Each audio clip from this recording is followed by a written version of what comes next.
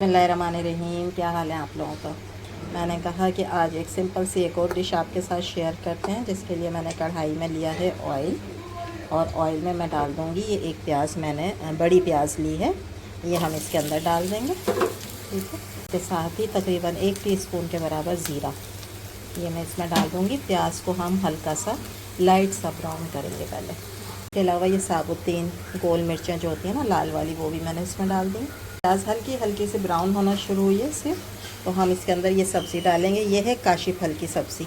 ठीक है, गर्मियों की सब्ज़ी है, बहुत मज़े की बनती है। ठीक है, आप इस तरीके से बनाइएगा, घर में देखिएगा सबको बहुत अच्छी लगेगी। जो लोग सब्ज़ी नहीं भी खाते वो भी शौक़ से खाएंगे इस सब्ज़ी को। ठीक है, इसको मैं थोड़ा सा प्याज के साथ फ्राई करूँगी और फिर उसके बाद बाकी चीज़ें हम इसके अंदर डालेंगे।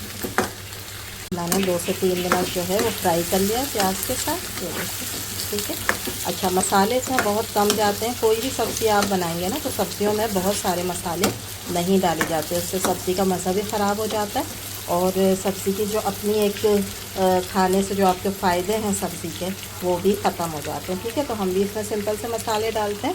ये कुटी हुई वही साबुत मिर्चें हैं जिनको मैंने काट लिया है बारीक बारीक, 5 से 6 थी ये, इनको मैं डालूँगी काट कर। इसके अलावा मैं आधी टीस्पून के बराबर डाल रही हूँ हल्दी।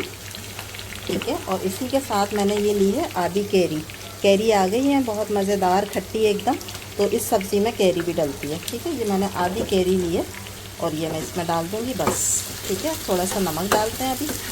नमक डालने के बाद अब आपने इसमें पानी नहीं डालना है, इस सब्ज़ी में पानी नहीं डलता है, ये अपने ही पानी में जो है वो गलेगी। ठीक है, अब मैं बिल्कुल इसका जो चूल्हा है वो एकदम दम वाला कर दूँगी, स्लो कर दूँगी और फिर आप देखिएगा ये इसी में दम होकर ना बहुत मज़े की सब्ज़ी जो है वो तैयार हो जाएगी। लेते हैं, ये गल गई है, ये देखें माशाल्लाह से।